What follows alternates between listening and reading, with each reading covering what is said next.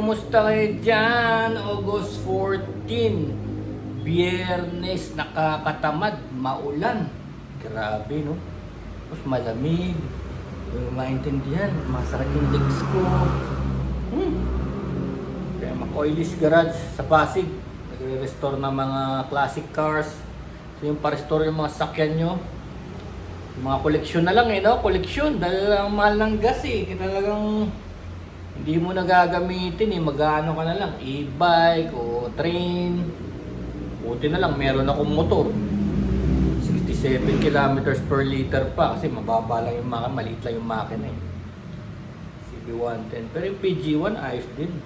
PG1 nasa ganun din, nasa 60 ganyan. 60. Kasi 115 lang yun Pag-uusapan natin, anong bago? Baha, corruption, traffic. Gandang gabi po, traffic na naman po sa EDSA. Nagtataka ako bakit binabalita pa? Bakit kaya binabalita pa yung mga traffic Kasi araw-araw naman traffic ito po ang balita, nagbabagang balita, traffic po sa EDSA. Maliit pa ako, traffic na sa EDSA Sabi ko, ilan ng oras itong mga to? Hindi naman nasusolusyonan, dekada-dekada na, At binabalita pa, Iniisip ko isang araw, nasolusyonan na po ang traffic. Yun, gusto ko marinig yun pero wishful thinking, pangarap na lang, Alam mo, totoo niyan, lahat ng problema kayang solusyonan, lahat talaga. Lalo na ngayon, meron ng internet.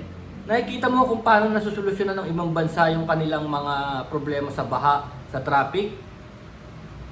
I-research mo lang yan may solusyon yan Oo, totoo lang. Kunin nyo akong advisor, susolusyonan ko yan. Research lang yan Ang nangyayari kasi, hindi natutupad kasi distracted yung mga politiko natin. Distracted na magkano ba yung akin dyan? O, hating kapatid ba, bakit si ganyan? Mas malaki yung parte niya. Bakit? Mas pogi ba siya? Mas una ako dito Ganon. Yun ang inaano nila, yung tinatawag nilang lobbying. Kahit sa mga American, sa mga demokratikong bansa ganyan, may lobbying. Pag meron kang gustong paaprubahan na budget, nililigawan mo yung mga politiko na pipirma dyan.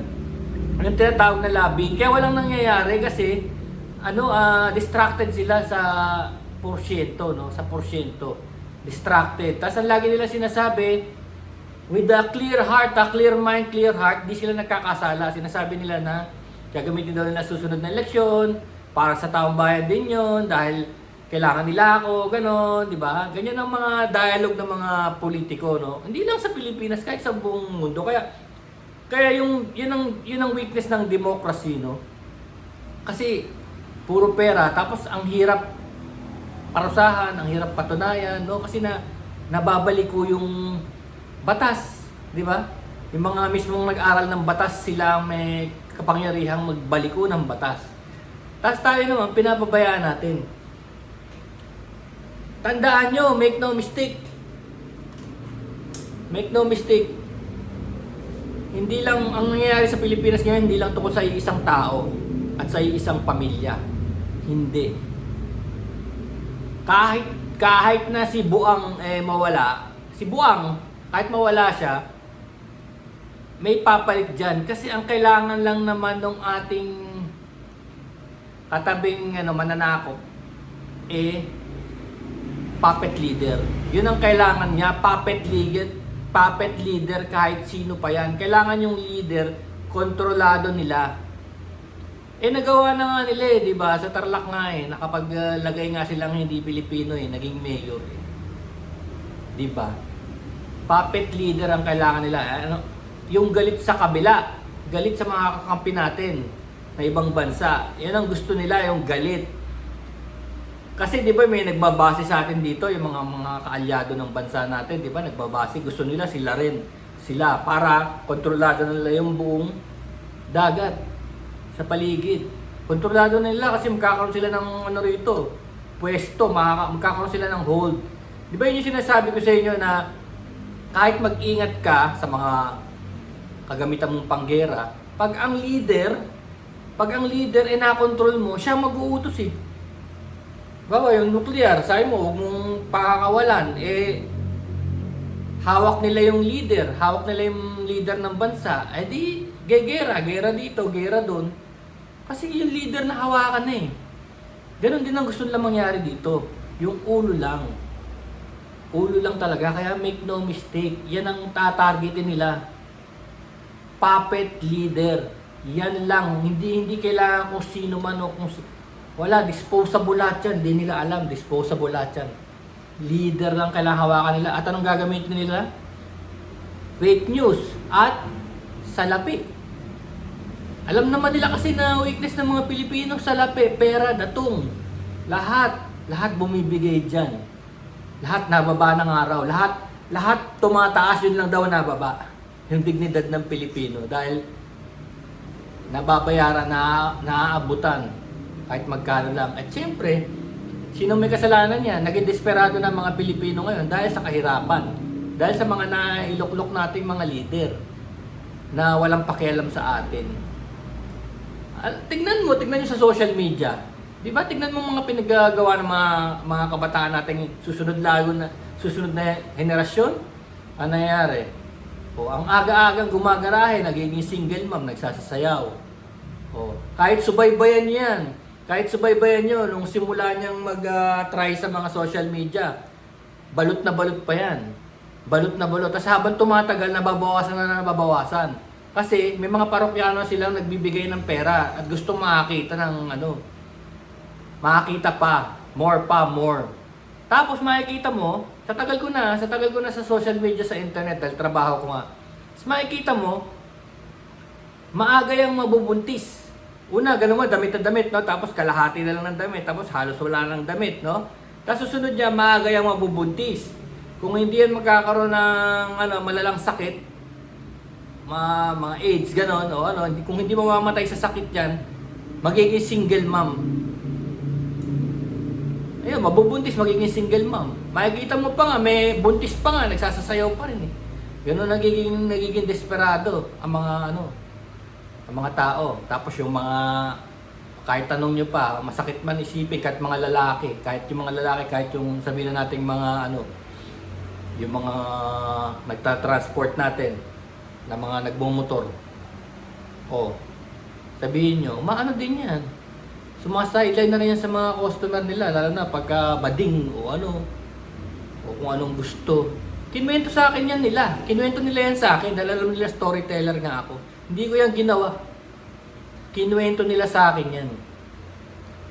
Magiging desperado na. Kasi mas madali nga naman ang pera pag ganung paraan. Yun. Tandaan nyo yun. Sinasabi ko sa inyo. Puppet leader. Yan ang target nila. Wala nang iba. Yung mga alingas-ngas na narinig nyo sa paligid, no? Mga alingas-ngas. Yung mga kwento-kwento ng mga nakakatawang mga pangalan ng mga tao. Wala yan. Nakapokus sila sa puppet leader. Kaya tayo rin dapat nakapokus din tayo dahil yan ang gagawin nila. Puppet leader, masasakop nila lahat to. Lahat ng mga nakikipag-away sa mga dagat natin, sa mga mineral, sa mga katutubong lupain, no? Sa mga gubat natin na protected. Wala yan. Pag nakuha nila yung leader na puppet leader, pag nakakuha sila ng leader na sunod-sunuran, no? Yari lahat yan. Tanong mo yung mga military natin o mga coast guard natin, walang magagawa yan. Walang magsasalita dyan. Dahil, sabi ng boss, alam mo kasi tayo mga Pilipino, dalawa lang yan eh. Either maging boss ka o maging sunod-sunuran ka sa boss. Ganyan lang yan. Pag naging boss ka, so isipin mo, alam mo lahat, no? Feeling mo, alam mo lahat eh. Dahil boss ka nga eh. Kahit hindi. Dahil lang malaki sahod o may mas boss pa sa'yo. Ginawa ka front, ginawa ka fall guy. O susunod sa'yo yung mga tao, boss, bahala ka na sa akin, di ba? Gawin ko lahat, bahala ka na sa akin, boss. O hanggang sa, ginawa na nila lahat ng gusto ng boss. Bandang huli, sablay, bulilyaso, o sabit, kulong. Di ba? Di ka marunong mag-isip ng para sa sarili mo. Takot ka, ganyan, sumusumabay. Boss o sunod-sunuran. Oh, 'di ba? Kahit ngayon alam mo, tignan mo sa AI, industry ng AI, sabi nila, ay, wala na, ChatGPT na lahat, ChatGPT. Kaka-apply ko ngayon, kaka-apply ko, itong 2 months na, nakikita ko, lahat ng mga opening letter, opening resume, closing letter, or sabihin na nating resignation letter. Di ba? Lahat yan, i-ChatGPT nila yan. Pare-parehas. Pare-parehas na. Akala ko ba matalino yung AI? Umasa tayo sa kanya. Lahat na lang, ChatGPT. Create a resignation letter. Bibigyan ka. Di lahat tayo bibigyan ng ChatGPT. Di pare-parehas tayo. O rephrase. O re-rephrase din ng iba. Magkakamukha lahat tayo ng mga sulat. Ano na nangyari? Ano na nangyari sa mga AI na yan? Tapos tandaan nyo ang AI, mas matalino talaga ang AI at mas mabilis. Kaya nangyayari, dahil nga yung sinasabi ko sa inyong boss at saka sunod-sunuran, nagiging sunod-sunuran tayo ngayon sa AI kasi boss ang tingin natin sa kanya. Tingin natin sa kanya, boss siya. Siya masusunod. Kaya nga, kung ano yung problema natin, tinatype natin sa kanya. Create me a resignation letter. Gagawin niya. Ay, galing. Segundo lang. Sipin mo, kung sa akin yan, mga 3 araw pa yan, no? Hirap mag-English, dudugo ilong ko. Ikaw, ginawa mo lang ng segundo lang, meron na akong resignation letter, copy-paste, pack, taplak. Wala nang print dahil din nauso. Naging boss natin yung AI, pero tignan mo ang binibigay niya, nagiging sunod-sunuran tayo sa kanya. Hindi siya, lumalabas yun, hindi siya tool, hindi siya kasangkapan. Boss siya. Boss siya. Tapos alam mo yan, in-incorporate. Ito namang boss natin, kung sino man yung mga Poncio Pilato nagiging taong boss natin, sasabihin niya, alam ko lahat yan. Kahit nag-prompt siya ng minsan sa ChatGPT, ay, magaling ako sa ChatGPT. Magaling ako sa Claude. Magaling ako sa ganyan. Alam ko na lahat yan. Nag-type ka lang ng minsan, magaling ka na. Tapos pag i-interview ka ng mga tao, sabihin mo, magaling ka mag-prompt sa ChatGPT. Hindi nila alam kung ano yan. Alam mo, yung ChatGPT, sa ano ko, dahil ano na nga ako Google certified na ako, 12 na. Pwede na ako maging campaign manager. Google certified campaign manager. Campaign 360. Google certified sa video, sa search, sa creatives, sa apps. 12 na. Mag-aaral pa ako. So doon sa pag-aaral kong yun, nakita ko talaga na na-automate, yung tawag nilang AI agent, na-automate yung AI. Yung AI, lahat ng gagawin mo, bibigay mo sa kanya. Bibigay mo. Sample na lang natin, email. Di ba? Sa damakmak na email ang dumarating sa atin sa araw-araw. Anong meron sa email mo? Newsletter. Susunod nun, spam. Susunod nun, scammer. Susunod nun, nonsense. Meron nagpapanggap.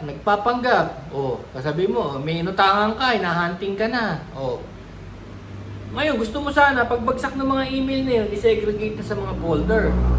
Ginagawa yun ng AI agent. Zapier AI. Ngayon, itong mga kumpanyang ginagamitan ako ng Zapier, di ba? Nag-a-apply nga ako So, sasabihin ng isang grupo, pahinga ka muna. Isang grupo, pasado ka. Isang grupo, bagsak ka. Isang grupo, training ka na. Sa September. Tignan mo yon, hindi na organized kasi AI agent ang kausap mo. AI agent na. Hindi na personal yung mga sulat. Ang mga sulat halimbawa, pag sinabi mong bagsak ka, di tama na, di ba? Bagsak ka na. Bakit kinabukasan, may tatawag na naman, meron na naman sa'yo mag-email na mag-apply ka na, pwede ka na. Ang usapan nga dun sa kumpanya na yun, 60 days bago ka mag-apply uli. Sasagot ka naman ngayon. Sabi ko, pinadalan nyo ako ng sulat kahapon na hindi na ako magpo-proceed. Hindi yun makakarating dun sa tao. Makakarating lang yun dun sa AI. So AI, hindi niya alam ang gagawin niya. Nakita niya na hindi ka pa nag-proceed. Hindi ka pa nag-proceed. Tandaan niyo, mga ahente rin to. Ahente rin yung mga kausap mo Yung nag-setup ng mga AI na yan So mangyayari, hindi ka pa nag-proceed, iisipin niya, nasa application, ka pa lang. Application section, Simula ka pa lang. Kita mo, nagkagulo-gulo na. Nagkagulo-gulo na talaga dahil wala nang personal touch. Lahat na lang, kasi tignan nyo yung Zapier AI, kaya niyang magmanipula ng 8,000. Tandaan nyo, 8,000 program. Pwede niyang pagdikit-dikitin. Sabihin niya ganyan, dumating yung picture. Yung picture, o itong picture na to, dali mo sa Canva. No? Ayusin mo. Ganito, pagandahin mo. Tapos, pag nadating sa Canva, dalhin mo sa CapCut. CapCut, i-edit mo ng video, lagyan mo ng ganito, ng mga gawan mo ng video yung picture, no? Tapos pag ganyan, ipa-output mo, i-upload mo na sa YouTube, sa Facebook. Automated, kaya wala nang parang wala ka ng touch talaga, wala nang personal. Kaya kung may bulilyasa man, hindi mo na alam. Kasi pag mamalaki mo pa yun, sabi niya, fully automated kami. Ang pangit. Kasi simula pa lang, sagwa na talaga. Tandaan nyo, from a standpoint to, na nagkatrabaho talaga ako sa internet, mula pa nagsimula yung internet na yan. Nakikita ko na talaga sablay. Tapos yung pinag-usapan natin kahapon, sinasabi ko sa inyo yung nagsisequence na siya ng mga virus. Tapos yung sa isang araw pinag-usapan natin, ginagamit sa military application, nilalagyan ng mga weapons yung mga AI drones na hindi na kailangan ng command ng tao. Tignan mo ang nangyayari, no? Mula dito sa primitive na mga politiko, hanggang sa mga uto-utong fake news na sunod-sunuran, no? Tsaka sa mga desperadong Pilipino. Ngayon, ito naman yung AI. Wala na tayong control sa kanya. Ay, meron nga pala ako resin, no? Resin 4. Pwede itong sa pader, pwede yung table, coffee table. Nakalubog to.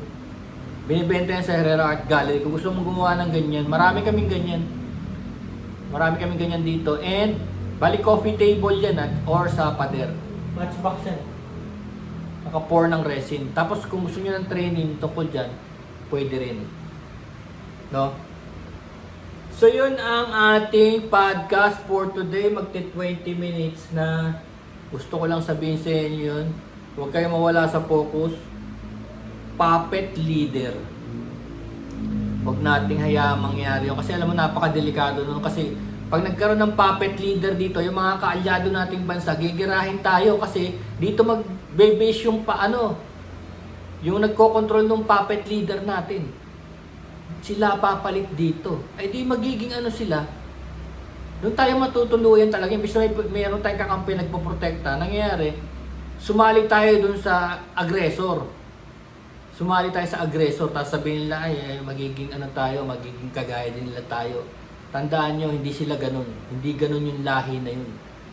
Pag nasakop tayo, para tayong mga slaves. Ngayon pa nga lang tignan mo kung merong respeto sa'yo. Pumunta ka sa mga ganyang style nila. Tignan mo kung may respeto sila sa'yo.